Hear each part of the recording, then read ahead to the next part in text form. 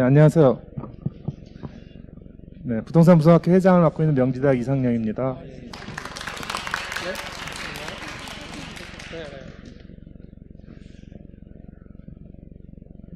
예, 토크쇼라는 걸 자주 하는 게 아니라서 좀 어색하긴 한데요.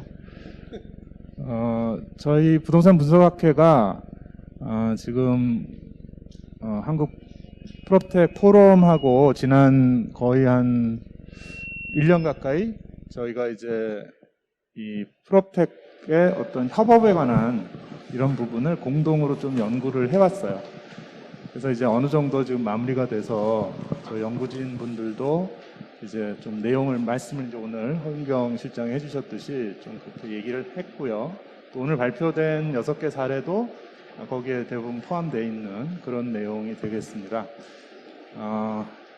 이 프롭텍의 발전 속도가 워낙 빠르기 때문에 사실 학계에서도 관심은 많지만 본격적으로 이런 사례들을 연구를 하는 데 있어서는 좀 오히려 저희가 속도가 좀 느리다라는 느낌을 좀 가지고 있고요.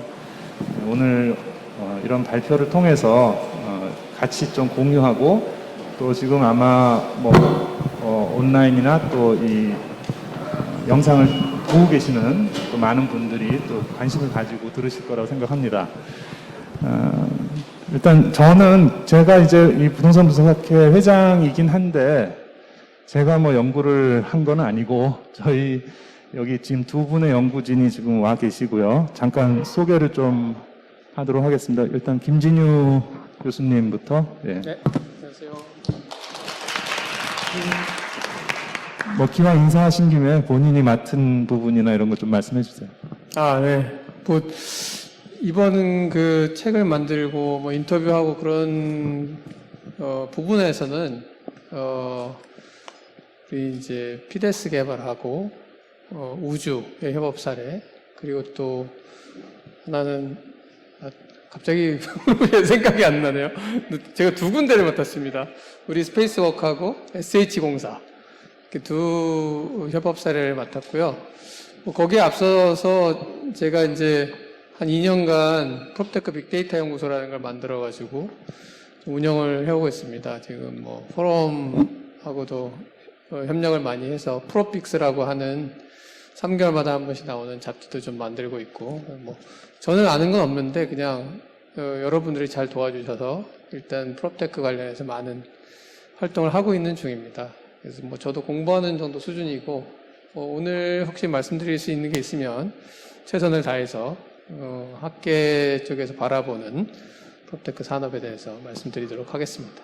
네, 감사합니다. 예, 그리고 저 연구진 한 분 더 오셨는데요. 한국건설산업연구원의 김성환 박사님. 네, 안녕하세요. 건설산업연구원에서 일하고 있는 김성환입니다.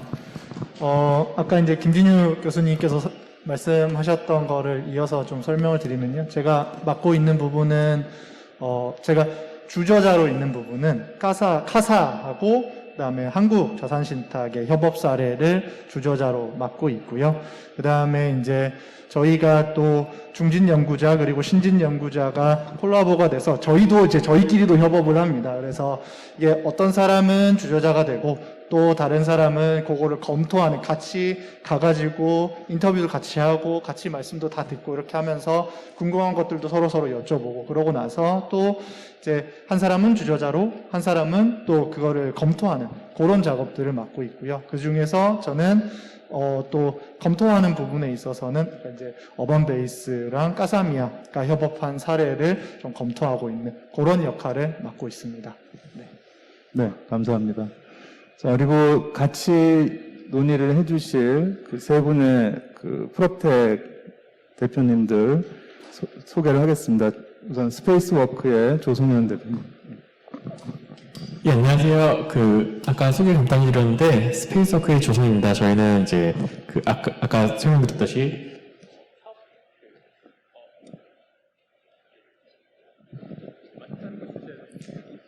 예, 저희는 좀 기존의 전문가들이 좀 도와주기 어려웠던 시장에서 이런 사업성 검토나 이제 건축 설계 검토를 기술을 통해서 해결하는 일을 하고 있습니다. 네, 감사합니다. 나오는데 예, 저 마이크를 너무 하이테크를 이용하시다 보니까 이 옛날 기기는 잘 못 쓰시는 것 같아요. 네. 아니, 뭐, 마이크 공유하고 좋네요. 자, 그리고, 자, 하진우 어반베이스 대표님. 네. 네, 안녕하세요. 방금 발표드린 어반베이스 하진우 대표라고 합니다. 반갑습니다. 그리고 이준섭 스파크 플러스 부대표님. 네, 안녕하십니까. 스파크플러스 이준섭입니다. 반갑습니다.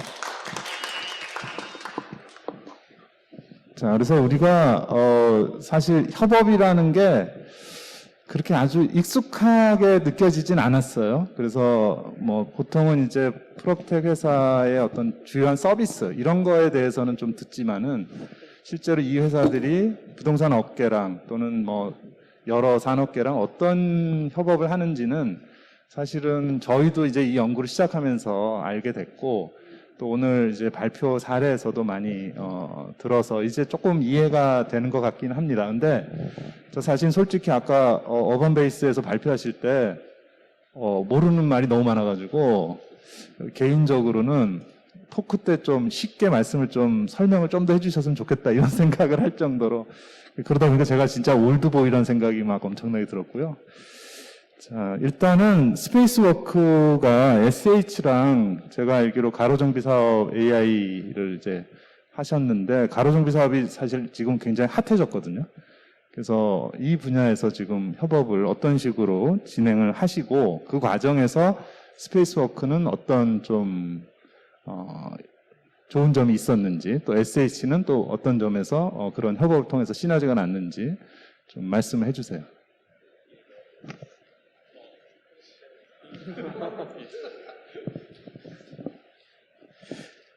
예, 저희가 이제 처음으로 이제 도전한 문제였던 이제 가로주택 정비 사업은 일반적인 이제 재건축이나 재개발과는 달리 좀 굉장히 좀 규모가 작은 나홀로 아파트 사실은 이제 메이저 시공사들은 거의 관심이 없는 영역의 좀 문제였습니다. 이제 그러다 보니까 이제 노후주택 주민들이 이제 내가 살고 있는 이제 빌라가 재건축돼야 되는데 거기에 대해서 이제 도와줄 수 있는 사람이 없고 결국 이제 정부에서는 정책을 해서 좀 더 여기에 대해서는 건축법이라는 이런 걸 완화를 해주자라고 해도 잘 활성화가 좀 잘 안 되는 거였고요. 이제 그러다 보니까 좀 공공기관이 적극적으로 나서서 이들을 상담해주고 어떻게 하면 이제 좀 잘 될지를 이제 부스팅을 해야 되는데 거기에 대해서 좀 과감하게 첫 도입을 좀 시도해 주었고 저희도 어떻게 보면 이론상으로만 존재하는 그냥 프로토타입만 있던 기술을 실제로 사업 현장, 그러니까 주민들이 직접 막 설명을 듣는 현장에까지 이제 끌고 가면서 이렇게 하면은 안 되겠구나. 이거는 돼야지 이제 최소 주민들이 만족하겠구나. 좀 이런 것들을 계속 배워서 제품에 좀 반영할 수 있는 기회였습니다. 네, 알겠습니다.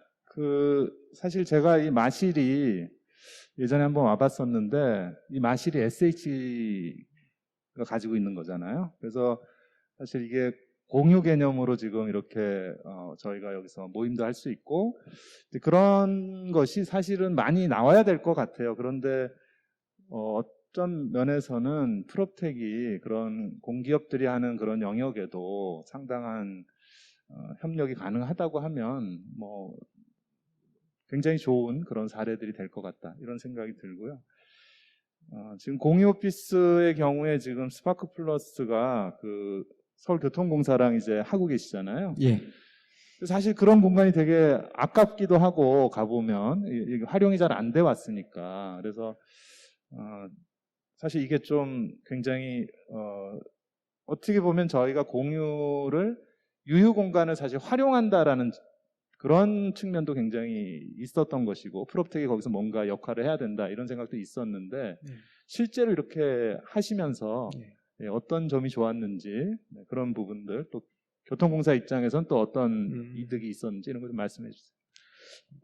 공유 오피스 업체로서 저희 같은 경우에는 아까 말씀드린 것처럼 이 변화하는 업무 환경에 맞는 그런 새로운 워크플레이스를 구현을 해야 되는데 그걸 마땅한 입지를 찾기가 쉽지 않았는데 그런 고민들이 있는 와중에 직주 근접이 되면서 교통도 편리하고 그리고 이렇게 누구나 쉽게 접근할 수 있는 그런 공간을 찾을 수 있었다는 거에서 저희는 의미를 가질 수 있는 것 같고요. 물론 또 굉장히 공공성을 띈 사업이다 보니까 또 임대 조건도 굉장히 경쟁력 있게 주셨고 그런 부분이 있었고 서울교통공사 같은 경우에는 아까 말씀 주신 것처럼 이제 코로나 이후에 사실 그 대다수를 차지하고 있는 그런 판매 시설이라든지 이쪽 부분에 아무래도 타격이 있었고, 그리고 또 공간의 활용도나 이런 측면에서 기존의 단순히 이제 교통 공간으로서의 그런 부분과 그다음에 편의 시설로서의 공간에서 조금 더 나아가서 시민들에게 좀 일자리와 관련된, 결국에 이제 굉장히 요즘 화두가 되는 그런 부분들인데, 그런 것들의 역할도 공공기관으로서 좀 제공할 수 있다.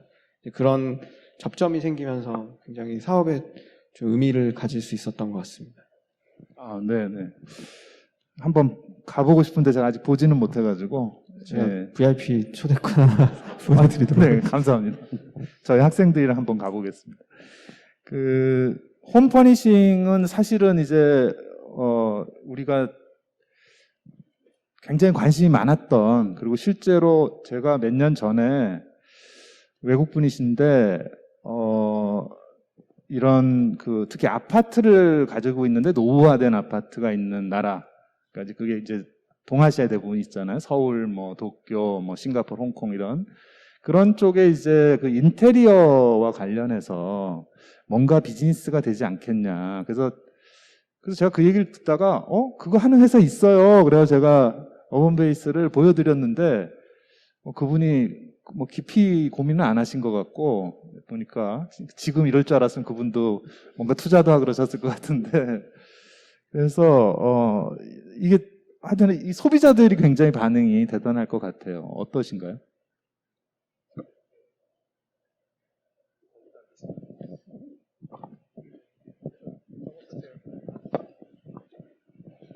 네, 아까 제가 그래프 하나 이제 보여드린 부분이 사실 좀 상징적일 것 같아요.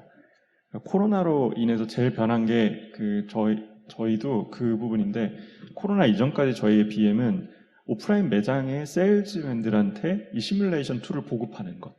그래서 그 세일즈맨이 한 계정당 월 얼마씩 저희한테 내는 게 저희 유일한 BM이었거든요.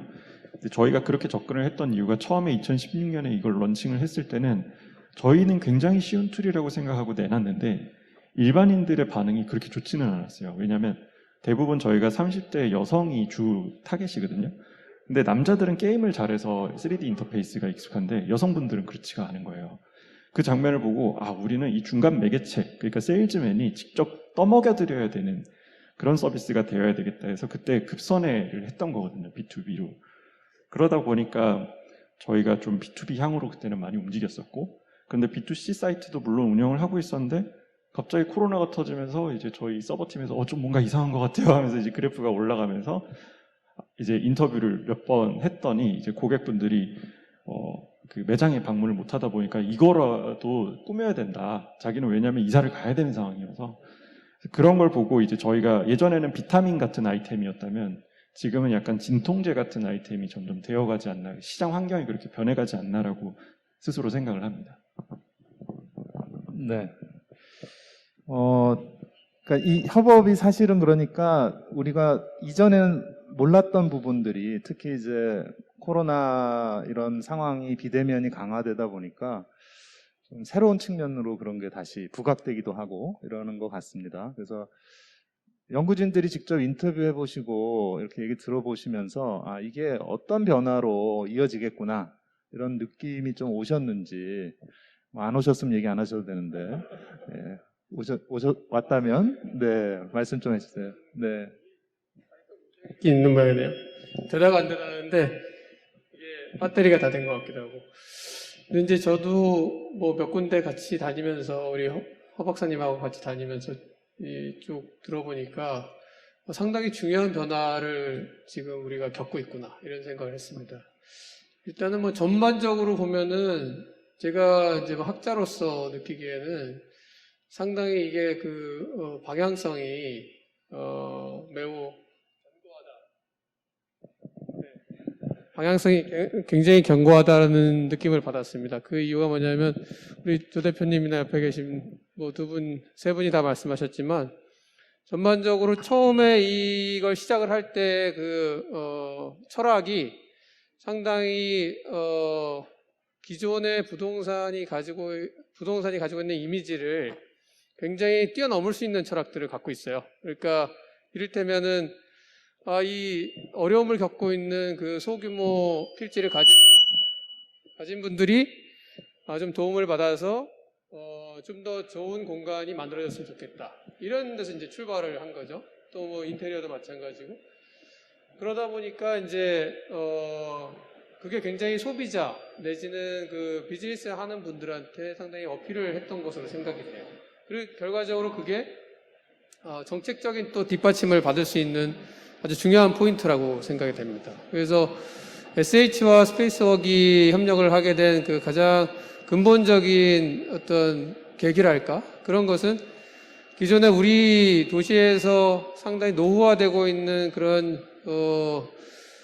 단독 다가구 저층 주거지의 어떤 개선을 위해서 우리가 무엇을 할 수 있을 것인가를 고민하는 가운데 이게 너무 비용이 많이 들어서 도저히 뭐 그동안은 손 놓고 있었던 건데 이런 기술로 우리가 다 극복할 수가 있구나를 이제 깨닫게 되는 거죠.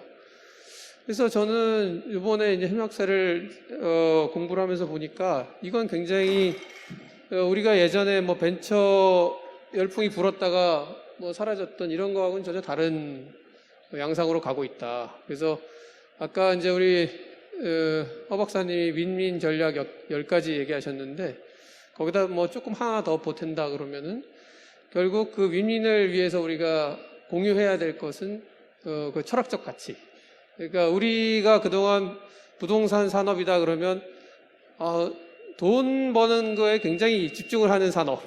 그래서 이렇게 좀 잘못 알려져 있는 부분이 있는데 이번 이런 프롭테크와 기존 산업의 협력을 통해서 단순히 그런 게 아니구나. 우리의 공간을 훨씬 더 좋은 공간으로 만드는 그런 기여를 하는 산업으로서 인정받을 수 있는 그런 이제 계기가 되지 않았나 그렇게 생각을 했습니다. 네, 고맙습니다. 김성환 박사님도 뭐 연구하시면서 네. 좀 느꼈던 점 말씀해 주세요. 네, 뭐 저도 이제 한 두세 군데 정도를 따라다니면서 느꼈던 것 중에 하나가 어떻게 보면은 굉장히 정부 당국을 설득하는 것이 굉장히 힘들었겠다라고 저는 생각을 했었고 이러한 것들이 사실 정부를 굉장히 이제 가만히 있으려고 하시잖아요. 최대한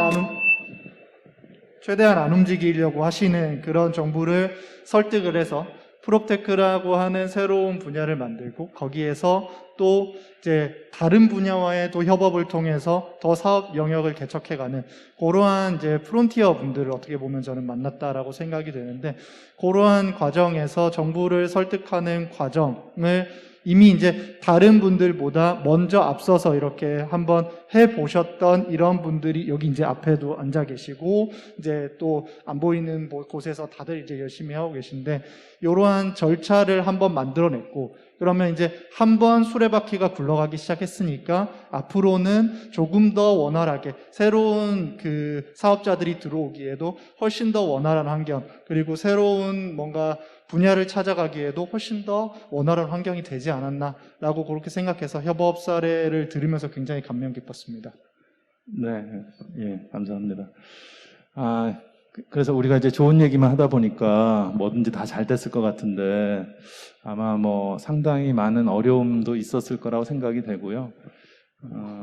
그게 이제 지금 나와 계신 분들 사례로 보면 이제 어반베이스는 이제 민간하고 한 거고 나머지 두 회사는 이제 공공하고 한 건데 민간의 경우는 사실은 뭐 이게 기업체랑 커뮤니케이션 하는 부분하고 소비자와 커뮤니케이션 하는 부분이 좀 차이가 또 있었을 것 같고 그래서 그런 이제 협업을 해가는 과정에서 이제 그런 커뮤니케이션에서 있었던 어떤 애로사항 그 협업을 하는 과정에서 애로사항 이런 것들은 어떤 게 있었는지 그리고 어떻게 극복하셨는지 그런 부분을 좀 말씀을 해주셨으면 좋겠습니다. 하 대표님부터. 네. 네. 그 되게 좀 실질적이고 되게 실무적인 얘기인 것 같은데요. 우선 B2C와 B2B에 대해서 저희가 이제 정의를 하는 것은 B2C 같은 경우는 제품이 중요하고 B2B 같은 경우는 제품보다 커뮤니케이션이 더 중요하다고 생각을 합니다. 아무리 이제 훌륭한 제품이 있어도 이제 아무래도 결제 라인들이 이렇게 딱 정해져 있는 라인들이 있다 보니까 그 결제 라인들의 맞는 어떻게 보면 저희가 이제 수요를 잘 맞춰드려야 되는 거죠. 이제 처음에 이제 과장을 만나면 과장한테는 이제 부장님한테 이게 되게 재밌는 거다, 기술이 좋다라는 걸 보여야 될 거고, 부장님은 또 그 서비스를 도입했을 때 책임을 지셔야 되고, 또 전무님은 또 다른 그런 니즈들을 파악을 해서 이렇게 한 단계 한 단계 대응을 하는 것이 되게 중요하더라고요. 그런데 이제 저희도 잘 모를 때 완전 초창기 막 1, 2년 차 때 스타트업 기억으로는 그게 되게 좀 부당하다라고 생각을 했던 것 같아요. 저희 서비스도 이제 완성돼 있지 않은 상태였고, 그래서 그때 MSA화가 되지 않았던 시절에 우리 거 똑같이 납품을 해줘. 근데 우리는 요 기능 추가해주고 요 기능 추가해주고, 그랬을 때 견적이 너무 많이 나오니까 한동안 또 이 담당자분이 막 연락이 없으시고, 그런 것들을 이제 시행착오로 여러 번 겪다가 저희가 그 이 기술과 제품을 잘게 쪼개서 용어가 좀 아까 어렵다고 말씀하셔가지고, 그러니까 네네. 왜 그런지 알겠습니다. 네. 네. 그래서 이거를 이제 합리적인 가격으로 만들 수 있게끔, 그렇게 어떻게 보면 이게 딱딱딱 견적이 딱 떨어지게끔 나오다 보니까 견적 같은 경우도 좀 윗선으로 커뮤니케이션이 잘 됐던 것 같습니다. 네, 알겠습니다. 예. 상대적으로 이제 지금 스페이스워크나 스파플러스의 경우에 이제 공공기관들, 공기업하고 하셨기 때문에 조금 좀 더 어려움이 컸을 수도 있고, 그런 부분 좀 한번 말씀 좀 해주시죠. 예. 이준석. 공식적으로는 크게 어려움이 있었다고 말씀드리기는 좀 어려운 상황인데, 이제 다만 이제 공공기관 특성상 아무래도 결정된 방향성이나 이런 세부 지침 같은 것들이 있으면 이게 현실적으로 프로젝트를 진행하다 보면은 결국엔 수정이 필요하거나 서로 협의가 필요한 부분들이 있는데, 그런 부분들에 있어서 조금 운신의 폭이 좁다, 이제 그런 부분이 아무래도 좀 어려움이지 않았나 그렇게 생각합니다. 네. 그 정도 말씀하셔도 될 것 같습니다. 네. 예, 저희도 굉장히 잘 수월하게 협업을 진행했고요. 네, 조금 더 아쉬운 점을 얘기하자면은, 확실히 좀 절차라든지 특히 입찰이라든지 여러 가지 절차가, 그러니까 담당자가 지금 당장 빨리 써야 되는데도 사실은 또 이제 따라야 되는 것들이 좀 있고, 또 특히 공공기관 같은 경우에는 이전에 사례가 없으면은 진행을 거의 못하는 이제 그런 것들을 좀 돌파하는 게 좀 상당히 좀 힘들었습니다. 그리고 또 하나를 또 들자면은, 사실 또 이제 공공기관 같은 이게 저희가 이제 사실 저희 제품 같은 경우 특히 SH공사랑 같은 경우는 2016년부터니까 거의 이제 5년 6년이 저희 이제 고객이었던 건데, 그 중에서 담당자가 3-4번이 바뀌어가는 과정. 근데 그분들이 다 저희를 좋아하고 이제 호흡을 맞춰서 왔지만, 사실은 이게 계속 이제 순환보직이다 보니까 좀 이제, 그리고 또 내가 원하지 않는 부서에 그냥 강제로 이제 배치되는 경우도 많아서 한 번 또 잘못되면은 또 이게 그 이전까지의 맥락들이 좀 다 없어질 수도 있는 그런 것들이 있는 것 같습니다. 그 순환보직 얘기 들으니까 제가 옛날에 참 괴로웠던 기억이 나네요. 예, 담당자가 1년마다 바뀌어요. 예, 그래서 실컷 설명해놨는데 그다음에 딴 분이 새로 와셔서 처음부터 다시 하는 이제 그런 일이 있죠. 연구진이 보시기에는 어떻게 이런 부분에 애로랄지 이런 것들을 어떻게 좀 하시는, 대응을 하는 게 좋을지, 또는 그런 거 말씀 좀 해주시죠. 네, 저는 이제 프롭테크에 관심이 있었고 거기에서 일부 이제 공부가 되어 있는 상태에서 갔었지만, 또 아까 이제 교수님 말씀하셨던 것처럼 용어가 너무 어렵다, 혹은 기술 용어들은 우리가 잘 모르겠어요. 저도 처음에 들었을 때는 무슨 말인지 잘 모르겠다, 이런 식으로 이제 받아들여졌었거든요. 근데 지금 이제 여기 앉아 계시는 대표님들 몇 분 만나뵌 분들도 계시지만, 굉장히 이제 충실하고 반복된 작업에도 절대 지치지 않는 컴파일러 혹은 인터프리터가 되어 계신 게 아닌가라고 저는 생각을 했습니다. 사실 설득을 위해서는, 그러니까 우리가 컴퓨터 언어를 짜가지고 0일밖에 모르는 CPU한테 우리가 원하는 작업을 시키기 위해서는 굉장히 중요하잖아요. 컴파일러와 인터프리터가 굉장히 중요한데, 이러한 기술들을 도입시키게끔 처음부터 과장님부터 설득하고, 그 다음에 부장님 가고, 그 다음에 상무님 가고, 전무님 가고, 이러한 반복적인 과정을 거치면서, 그리고 이거를 B2C에서는 일반인들한테까지 설명을, 최대한 쉽게 우리의 핵심을 제대로 찝어서 설명을 해야 되는 이러한 그 역할들이 굉장히 이제 여기 계시는 대표님들 그리고 제가 만나 뵀었던 그런 그 실무자분들께서 너무 열심히 잘 해주고 계셔가지고 그러한 부분들이 조금 저한테는 되게 굉장히 와닿았었던 부분이에요. 이게 쉽게 저한테 설명을 해주시려고 노력을 하셨던 그러한 부분들이 저는 굉장히 인상 깊었다라고 말씀드릴 수 있을 것 같습니다. 네. 네. 뭐 김진희 교수님 별로 네, 뭐 제가 드릴 말씀 많이 없는 것 같은데 왜냐하면 다 성공한 케이스들을 가서 공부를 하다 보니까 그렇게 뭐 크게 어려움이 있었나 물론 중간에 이제 조금 어려움을 겪은 부분이 있었는데 근데 이제 제 느낌으로 말씀을 드리자 그러면 이게 이제 부동산 산업은 물론 건설업은 좀 다르긴 한데 굉장히 좀 공학적이고 이런 기술 중심이라기보다는 조금 판매, 분양, 뭐 이런 사회적이고 뭐 이런 쪽 경제 경영적인 이런 이제 분들이 많이 있었는데 프롭테크 회사는 아무래도 공학적인 부분, 컴퓨터 공학이라든가 뭐 전산학이라든가 통계학이라든가 이런 그 공부를 많이 하신 분들이 이제 창업을 하다 보니까 이 둘 사이의 커뮤니케이션이 처음에는 좀 어려웠던 것 같아요. 아까도 말씀하셨다시피 저도 사실 이해 정확히 못하고 있거든요. 뭐 아까 설명하신 거, 법메이스 설명하신 거.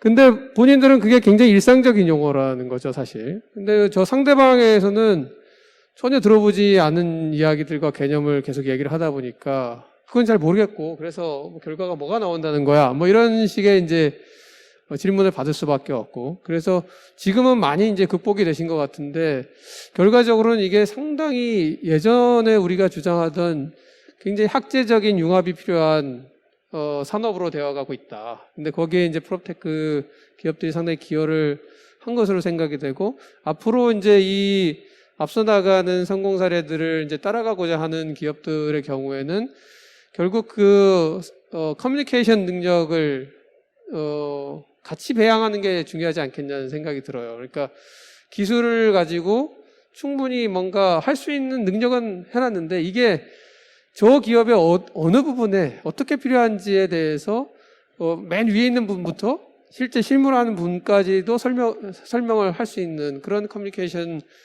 그 능력을 같이 배양을 하는 것이 성공 열쇠가 아닌가 그런 생각을 해봤습니다. 예, 고맙습니다. 뭐 저희가 이제 이 협업을 사실은 이제 어느 정도 어떻게 보면 성공적인 사례이기 때문에 또 여기서 이렇게 보여주기도 하는 건데, 근데 아마 이제 사업을 시작하실 때는 아마 이런 게 있을 거라고 생각을 또 못 하셨을 거예요. 그래서 이제 이게 이런 것들을 해 오면서 이제 어떻게 보면 시행착오 끝에 좋은 사례가 나온 것이긴 한데, 그래서 뭐 이걸 계기로 좀 이런 분야들이 앞으로도 협업으로 계속 좀 잘 갈 수 있는 영역이다 이렇게 좀 생각되는 부분들 이런 게 좀 있으시면은 크게 뭐 사업상의 비밀이 아니면 말씀을 좀 해주시면 좋을 것 같습니다. 스페이스워크부터. 네. 그러니까 지금 새로운 이런 협업의 사례나 이런 거의 경험으로 보건데 앞으로 새로운 영역으로 이런 부분에 협업을 좀 더 할 수 있겠다. 이런 게 좀 있으셨는지. 저희는 어떻게 보면 저희 협업, 이제 SH공사 좀 너무 옛날 얘기여서, 저희 너무 옛날 시작의 얘기인데, 이제 SH공사를 또 기반으로, 이제 또 다양한 공공기관들, 또 이제 또 다양한 또 B2B들, 그리고 이제 더 나아가서는 이제 B2C까지 좀 계속 연결되고 있는데, 아마 뭐 시대가 이제 흐르면 더 늘어날 수밖에 없지 않을까 생각을 하고 있습니다. 네, 제가 사실 스페이스워크 저희 학교에 특강 오셔가지고 이매연 이사가 뭐 우리가 뭐 이런 걸 하는데 그래서 그럼 앞으로 어디로 하실 거예요? 그랬더니 뭐 앞으로 토지를 거래하는 중개업 하시는 분들을 대상으로 뭐 비즈니스를 하시겠다 그래서 제가 그거 쉽지 않을 텐데 이런 생각도 하고 그랬거든요. 그래서 이런 협업을 하면서 사실 성과가 쌓이고 그러면 또 새로운 비즈니스 모델이 생기는 거기 때문에 그런 맥락에서 좀 말씀을 주시면 될 것 같고요. 스파크 플러스 공유 오피스는 사실 이 영역 자체가 사실 쉬운 영역은 아닌 것 같습니다. 근데 어떠신가요? 지금 그런 새로운 공간을 활용하게 되고 이러면서 그게 새로운 향후에 좀 비즈니스 모델로 협업의 어떤 영역이 생길까요? 아무래도 이게 지금은 이제 코로나 이후에 뭔가 좀 리테일 공간이라든지 이렇게 공간의 그런 활용도와 가치 부분에 있어서 좀 고민이 있으신 주체들을 저희가 만나서 그걸 해결할 수 있는 그런 컨텐츠, 솔루션으로 저희가 그간에는 작동을 했다면 향후에도 결국에는 이게 어떤 뭐 이벤트가 있고 뭐 어떤 요소들이 있을지는 모르겠지만 결국엔 어떤 공간을 가지고 있는 주체와 사용하는 주체 사이에서 저희가 좀 활용도를 높이고 또 그 공간을 더 의미 있는 곳으로 만드는데 저희가 좀 역할을 할 수 있지 않을까 생각을 하고 있고요. 결국엔 이렇게 지하철이라든지 좀 남들이 도전해보지 않았던 그런 영역에서 계속 저희 또 가지고 있는 역량을 가지고 또 공간을 의미 있게 만들 수 있도록 그렇게 계속 열심히 도전할 예정입니다. 예, 뭐 특히 제가 보기에 공기업들이 사실 부동산을 엄청나게 많이 가지고 있는데 활용도가 좀 낮은 경우들도 많이 있기 때문에 뭐 많은 기회가 있지 않을까 생각이 되네요. 사실 저희 지점 중에 한 군데가 이제 그 정부가 소유하고 있는 건물에 창업 허브로 지정된 공간에 이제 공유 오피스 사업자로 저희가 들어간 케이스가 있습니다. 그래서 이렇게 뭐 말씀 주신 것처럼 공공기관들이 뭐 창업 지원이라든지 그다음에 또 공간의 그 유휴 공간 활용에 또 공유 오피스 형태로 또 이렇게 운영해 볼 수 있는 것들이 있다면 그런 것들도 또 의미 있게 진행해 볼 수 있을 것 같습니다. 예. 사실 어반베이스는 제가 아주 개인적으로 그 평면도에 그 사업을 할 때 되게 아픔이 많아가지고 그 평면도를 몇만 개를 구하느라고 아주 그 엄청난 돈과 힘이 들었던 기억이 나는데 이제 그런 부분을 넘어서서 지금 뭐 굉장히 다양한 영역으로 가고 계셔서 그래서 특히 그런 부분 새로운 기술 이런 어반베이스가 가진 기술이 이 협업적인 영역으로 또 어떤 영역들이 앞으로 또 뭐 가능하실지. 네. 예, 제가 아까 비타민이랑 진통제 비유를 좀 들어드렸는데 사실 사업 초창기 때는 그런 얘기를 되게 많이 들었어요. 무조건 해외로 나가라, 해외로 나가라. 왜 해외로 나가야 되냐면 한국이나 일본 같은 경우는 이제 완전 풀 인테리어를 해서 분양을 하지만 그 나라를 제외하면은 전부 콜드쉘로 분양을 하거든요. 그럼 분양을 받으면 그 소비자는 그 분양 계약서를 들고 인테리어 샵에 일일이 찾아서 방문을 해서 상담을 받아야 돼요.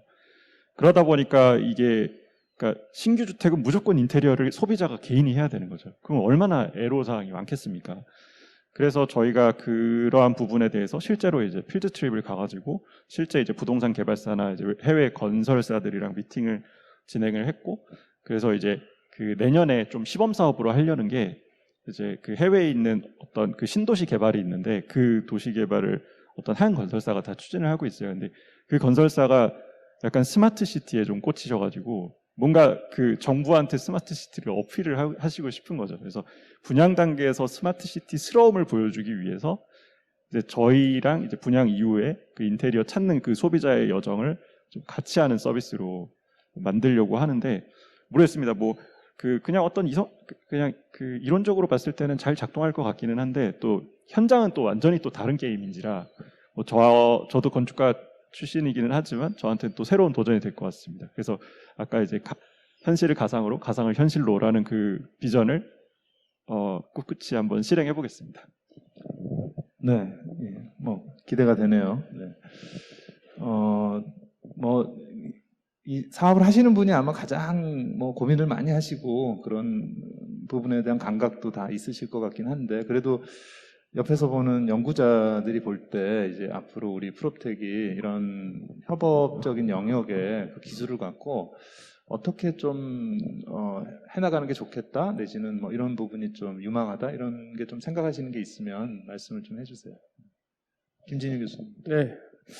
글쎄 뭐 아직 제가 그 정도 눈을 갖고 있지는 못한데 또 공부도 좀 부족해가지고 더 봐야 될 것 같긴 합니다. 근데 이제 우리 스페이스워크 같은 경우에는 이게 공공과 연결된 부분이 상당히 많아요.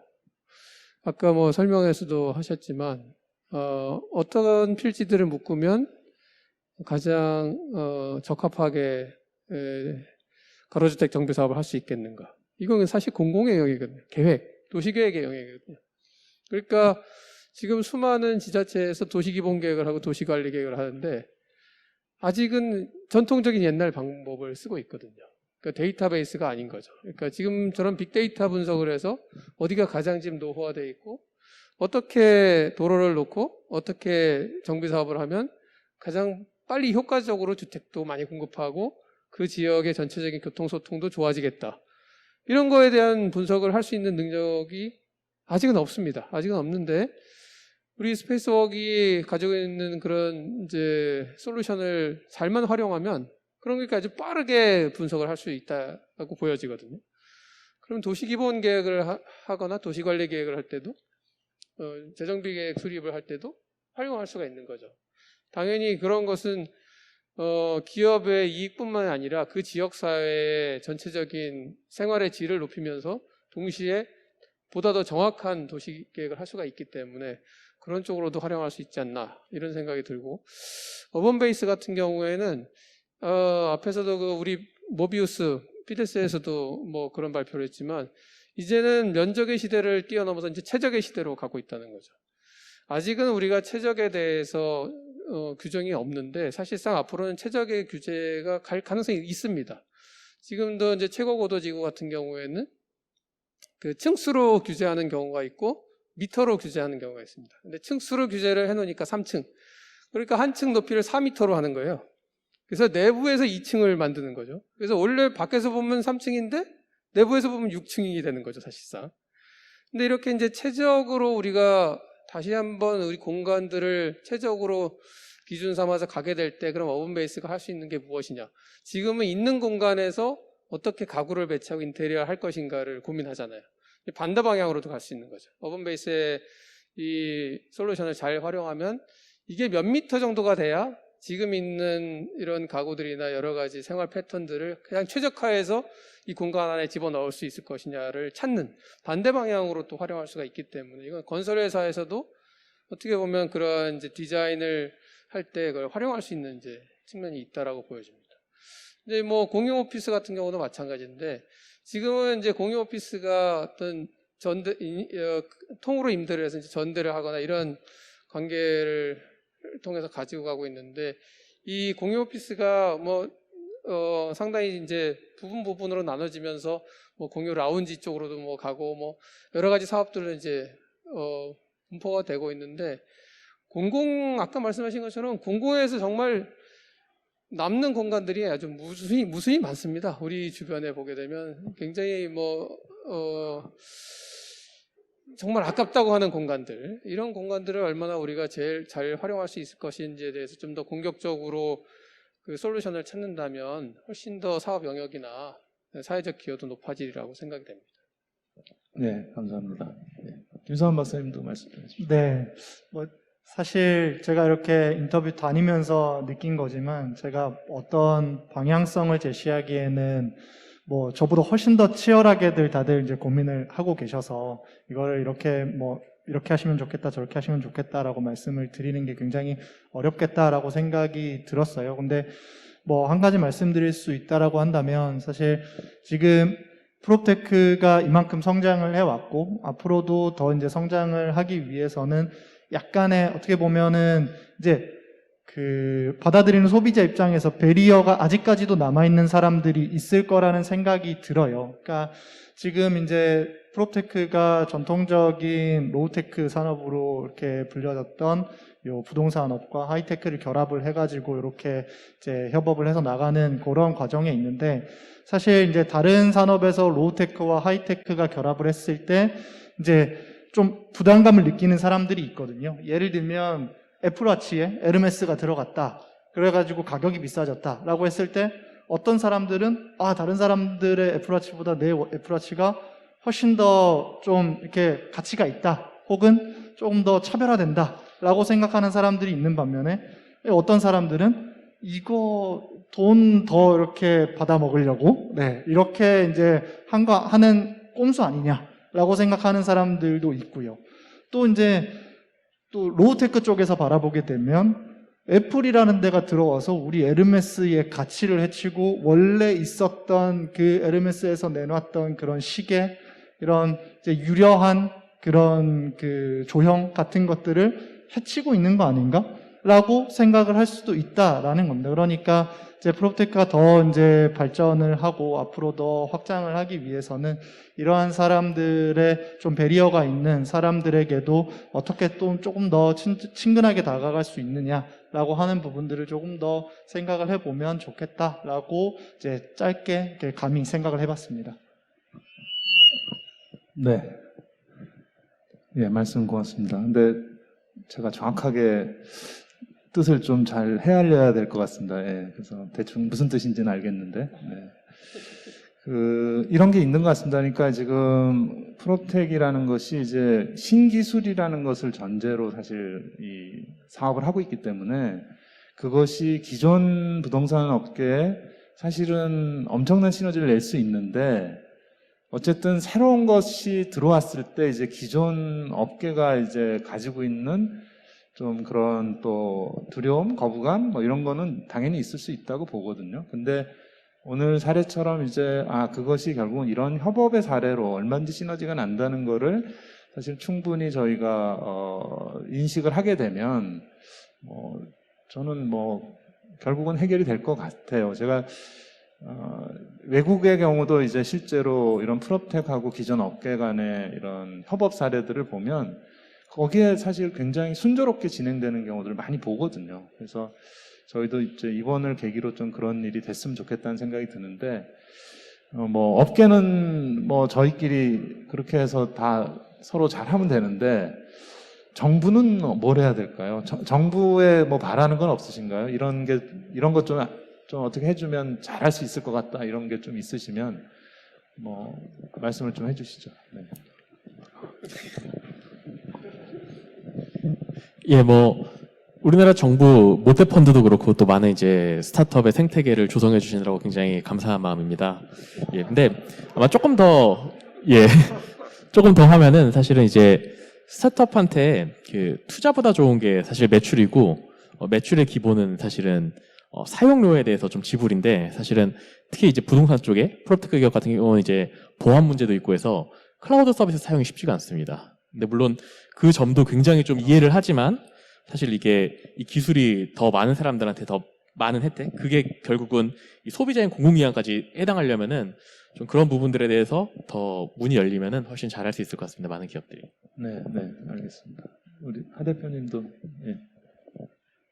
사실 카메라가 켜져 있어서 제가 카메라 킨 버전을 좀 말씀을 드리자면, 안 그래도 제가 좀 말씀드리고 싶었던 부분인데, 저희도 관 쪽에서 어떤 그 요청들이 사실 굉장히 많았음에도 여태까지 관 쪽 사례가 단 한 건도 없는 이유가 뭐냐면, 이제 관이 그쪽에서 사용하는 그 서버에다가 저희의 엔진부터 DB까지 다 집어 넣어서 작동을 시켜야만 되는 그런 그 입찰 구조다 보니까, 저희의 클라우드 안에 있는 AI와 이런 것들을 다 그쪽으로 유출을 하기가 사실 쉽지가 않습니다. 그래서 그러한 규정들이 좀 더 개선이 되면, 이렇게 지정하는 클라우드라도 좀 해주시면은 훨씬 더 관 쪽에도 좀 멋있는 서비스를 드릴 수 있지 않을까. 몰랐어요. 네. 네. 중요한 얘기네요. 알겠습니다. 네. 이준석 부대표님. 사실 저희는 이제 공간을 직접 구축하고 이러다 보니까 아무래도 이제 그 용도라든지 이런 거에 관련된 이슈들이 좀 있는데요. 저희가 앞서 말씀드린 것처럼 전형적인 그런 오피스 공간에 들어가는 게 아니라 상업 공간이라든지 그다음에 좀 용도상에 좀 제한이 있어서 고민이 있는 공간에 들어갈 때 용도 변경 이슈들이 계속 좀 이슈가 있습니다. 근데 이게 사실 안전이나 소방 관련된 그런 필수적인 부분에 대한 이슈가 아니라면 사실 조금 더 그런 부분에 있어서 제한을 풀어주면 공간의 활용도나 이런 것도 더 높일 수 있지 않을까, 그런 아쉬운 부분들이 좀 있어서 그런 게 좀 개선되면 어떨까 생각해봤습니다. 네, 알겠습니다. 자, 카메라 버전에서 하시는 말씀이 여러 가지 부담이 있으셔서 그 부담 없는 연구자들이 한번 좀 연구하면서 이런 거 꼭 바뀌어야 되겠다, 이런 것 좀 말씀해 주세요. 네, 저희도 나름 부담은 있습니다. 왜냐하면 저희도 여러분들이 보고 있기 때문에 연구자들이 보는 거는 한계가 있습니다. 근데 이제 저도 쭉 그동안에 뭐 연구소를 운영하면서 여러 글들을 받아보고 또 주변에 있는 분들하고 이제 이야기를 나눠봤을 때는 결국은 뭐 관에서 해줄 역할은 약간 조정자 역할이라든가 제도를 좀 마련해주는 역할이 필요하지 않느냐. 그러니까 뭐 다들 아시는 바와 같이 지금 기존 산업하고 좀 갈등이 있는 경우에 그래서 그런 경우에 국토부나 뭐 관계 기관에서 좀 조정자로서 적극 나서줘야 되는데 어떻게 보면 나설 만한 책임을 지고 있는 과도 지금 없는 상태고 그래서 아까 뭐 장관님이 아주 훌륭한 말씀을 하셨는데 그 말씀이 잘 지켜져서 뭔가 이 새로운 산업이 들어왔을 때 기존 산업이 느끼는 두려움을 조금 해소시켜 주면서 또 같이 파이를 키워서 서로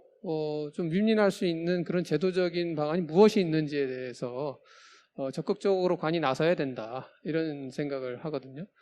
그리고 이제 우리가 뭐 이 우리나라에서 누가 더 많은 권한을 가지고 독점적인 지위로 비즈니스를 영위하느냐 이것도 물론 중요하겠지만 사실상 이런 프롭텍이라고 하는 거는 이미 뭐 경계를 뛰어넘어서 지금 여기 계신 분들도 해외 진출해 있다시피 해외에 있는 프롭텍 회사도 이제 들어올 수가 있지 않습니까? 그러면 AVN 같은 경우에는 지금 뭐 호주라든지 미국이나 이런 데서는 상당히 이미 앞서 나가고 있는데 우리가 여기서 그걸 막는다고 해서 막아질 수 있는 게 아니기 때문에 그런 측면에서 봤을 때 관이 적극적으로 나서서 이런 부분들에 대해서 조정자 역할을 해줘야 된다. 저는 그렇게 생각을 하고 있습니다. 네, 감사합니다.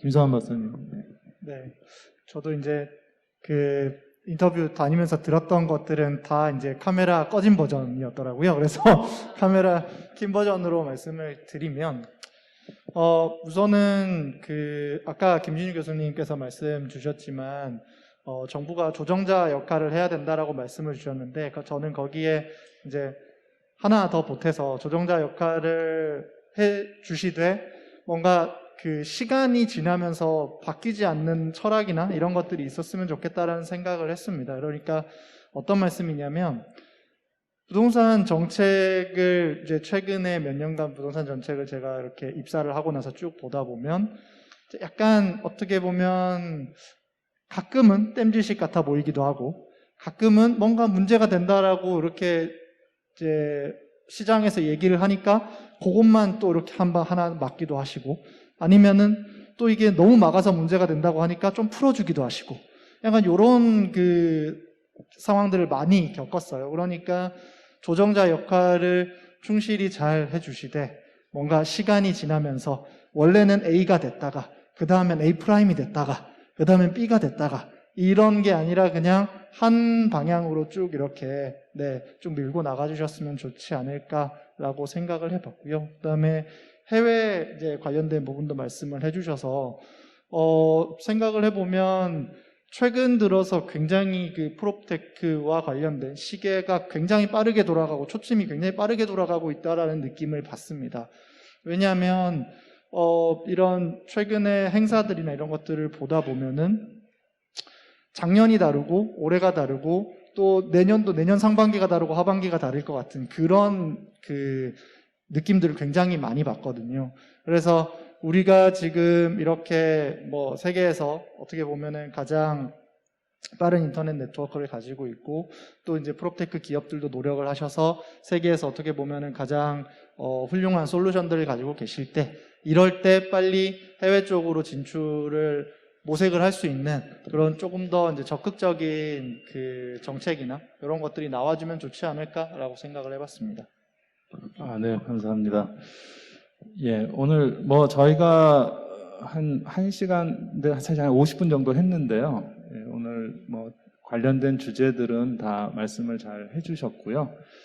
제가 이제 그냥 마무리 멘트로 이제 몇 가지 말씀을 좀 드리고 싶은데, 그러니까 지금 우리 이제 마지막에 했던 얘기가 이 정부가 과연 이런 프롭텍 산업을 좀 활성화시키고 또 기존의 부동산업하고 시너지가 나게 그럼 뭘 도와줄 수 있냐. 첫 번째는 제가 생각할 때는 규제를 일단 푸는 게 중요하다고 생각합니다. 그러니까 기존에 저희가 많이 얘기해왔고, 그래서 그런 부분이 하나 있어야 하고요. 두 번째는 우리나라에서 어떤 프롭텍보다 데이터를 많이 가지고 있는 게 정부거든요. 근데 정부가 이런 데이터를 푸는데 너무 소극적이지 않나. 그래서 좀 과감하게, 예. 또 이런 얘기를 하면요, 정부 관계자들이 언제나 그렇게 얘기를 해요. 다 풀었습니다. 네, 그렇지 않거든요. 네, 그래서 꼭 다 풀어주시기를 말씀을 드리고요. 또 한 가지, 이거는 정말 제가 정부나 공기업 뭐 이런 쪽에 좀 드리고 싶은 말씀 중에 하나였는데, 이런 프롭텍이나 이런 민간의 영역하고 공공의 영역의 역할이 다르다는 점을 좀 명확히 좀 해주셨으면 좋겠다. 어떤 때 보면 민간이 할 일을 공공이 막 하겠다고 하는 경우가 너무 많아서 최대의 경쟁자가 공공이 되는 이런 좀 이상한 상황도 있어요. 그래서 저는 그런 부분에서 좀 명확히 정부의 역할을 좀 규정을 하는 게 좋겠다는 생각이 있습니다. 그리고 이제 제가 학교에 있기 때문에 마지막으로 말씀드리고 싶은 게, 옛날에 제가 이제 회사 할 때는 신입 직원 면접을 하면 저희가 이제 부동산 포탈이었는데 왜 우리 회사를 지원했습니까? 그러면 이분들이 디벨로퍼가 되기 위해서요, 이렇게 대답을 했어요. 2000년대에는 모두가 디벨로퍼가 되겠다는 거예요. 그래서 제가 그건 잘 모르겠고 어쨌든, 예. 근데 요새 이제 저희 학생들을 면접을 하잖아요. 요새 학생들은 다 프롭텍 얘기를 합니다. 실제로 관심이 있다. 예. 그래서 아마 이제 프롭텍 회사들도 인재가 아마 되게 아쉬운 상황이실 거고, 그래서 학교가 아마 할 수 있는 일 중에는 그게 제일 크지 않을까. 그런 교육이나 사람을 육성하거나, 그래서 향후에 좀 협업 사례 중에 학교와의 협업 사례도 좀 네, 이런 교육 분야에 좀 더 나왔으면 좋겠다, 이런 생각도 아까 어디 성균관대라고 그러셨나요? 예, 그렇게 하신 경우도 있고, 그러니까 그런 게 됐으면 좋겠다, 그런 바람을 가지면서 예, 토크쇼를 마치도록 하겠습니다. 예, 감사합니다. 네.